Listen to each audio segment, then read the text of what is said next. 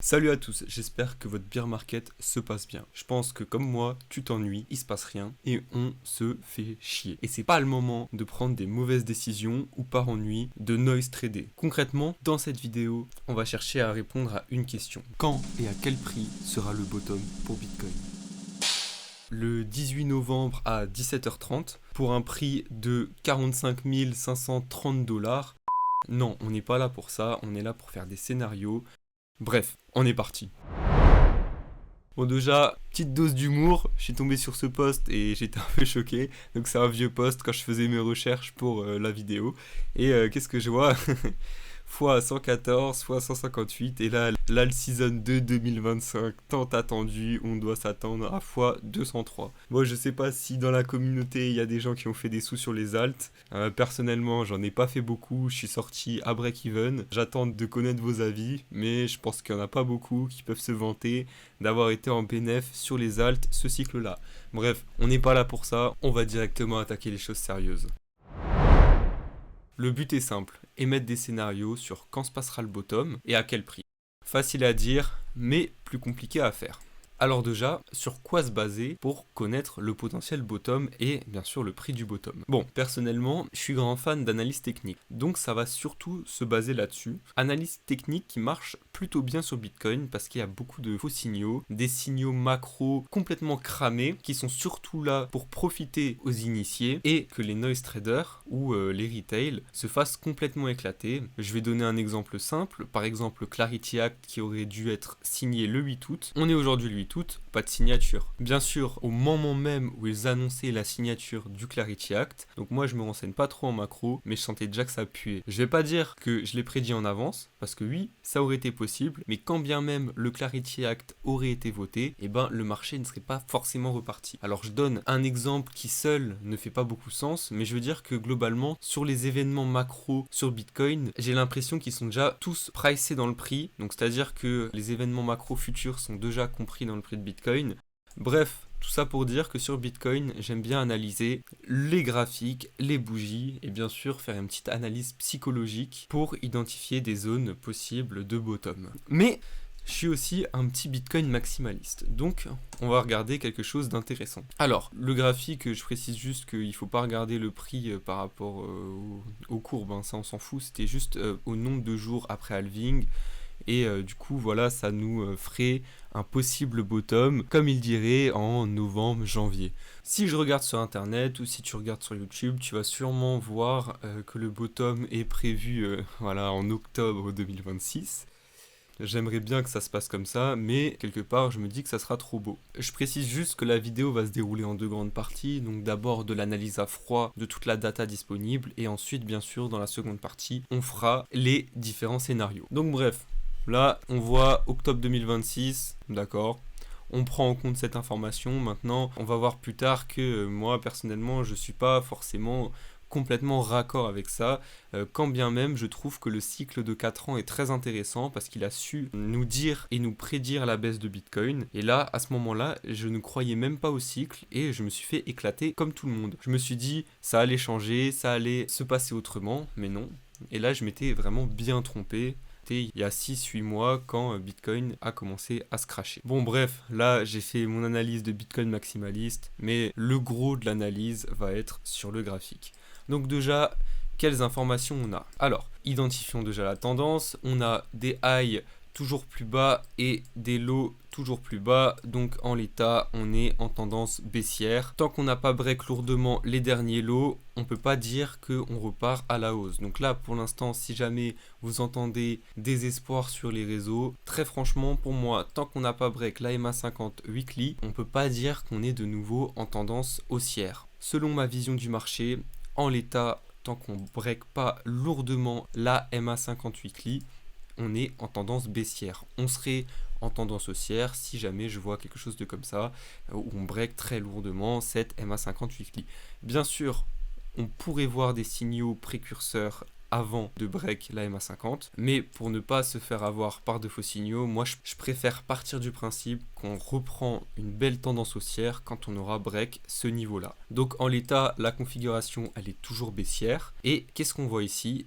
Eh ben des bear flags. Premier bear flag, deuxième bear flag, Et troisième potentiel futur bear flag. Qu'est-ce qu'un bear flag? Ça va se caractériser par d'abord un bottom local, donc on peut voir par exemple le bottom local ici sur le niveau des 80 000 $. Ensuite, nous avons un rebond technique qu'on a eu et ensuite on vient se crasher. Alors, pourquoi les bear flags et pourquoi ça marche? Eh bien, il faut comprendre la psychologie derrière, parce que c'est pas parce que ça s'appelle un bear flag ou c'est pas parce que voilà, ça monte vers le haut que ça va forcément se crasher. Qu'est-ce qu'on a là? Le marché s'est crashé. Donc, il y avait des personnes qui étaient positionnées au-dessus, donc vers les tops, qui avaient shorté le marché.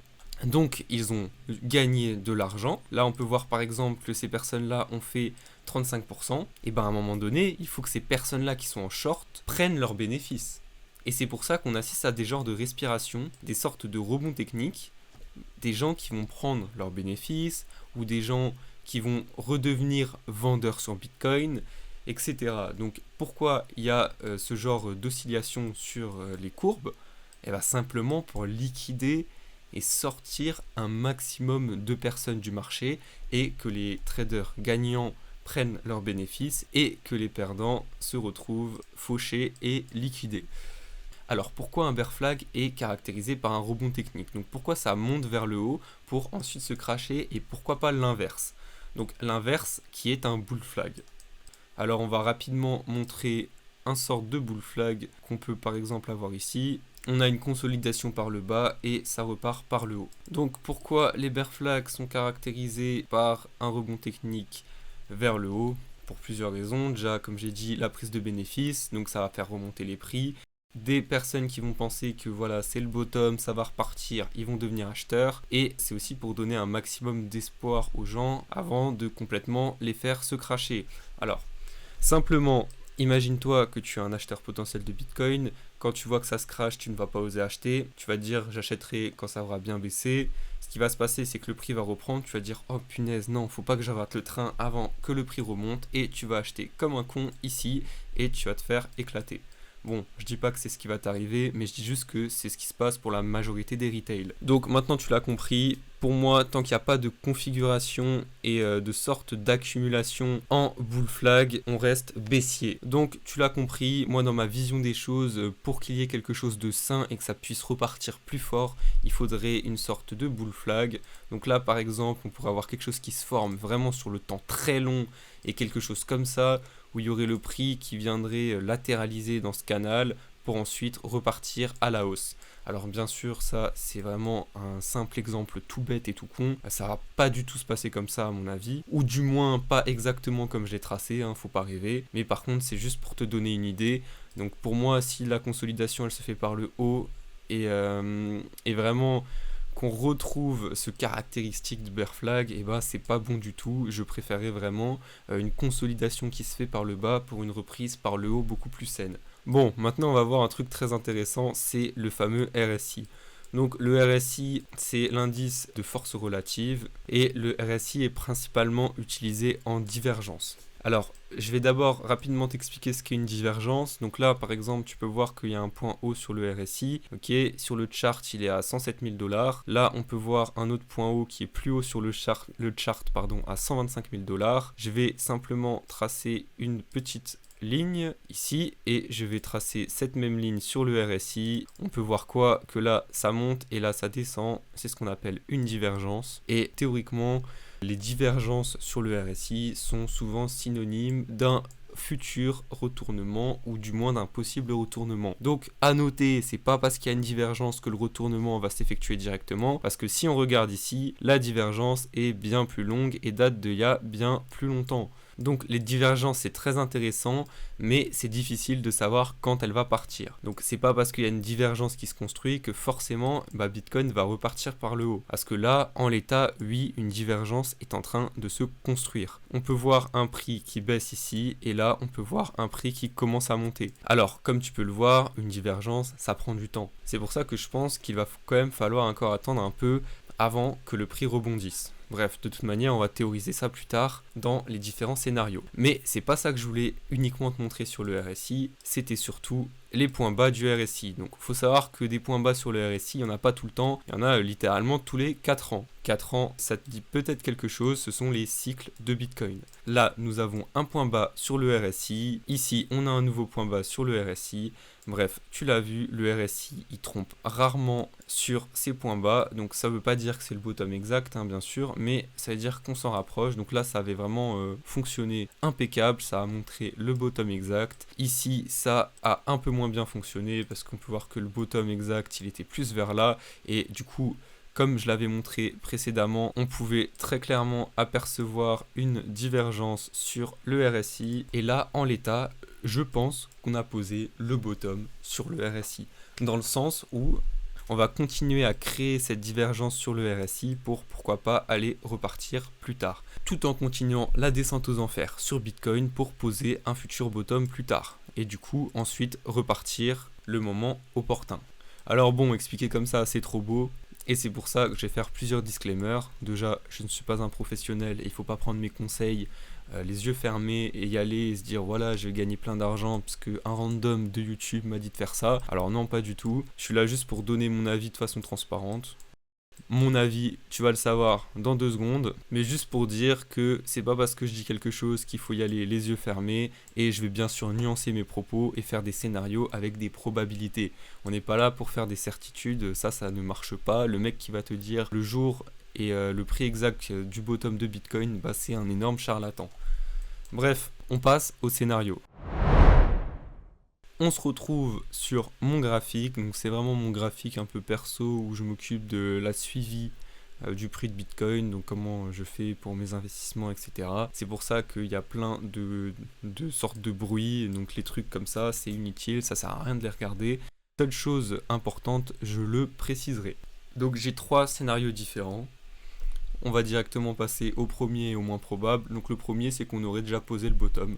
Tout simplement, bottom à 57 000, 58 000 dollars. Là, on va potentiellement faire une sorte de petite consolidation. Pourquoi pas aller retester les 60 000. On ferait quelque chose comme ça et on repartirait, boum, à la TH, tout explose. On devient tous les rois du pétrole. Bon, alors franchement, je trouve ça beaucoup trop beau et trop de gens ont conscience que Bitcoin est une valeur très intéressante à l'avenir et qui va bien se valoriser.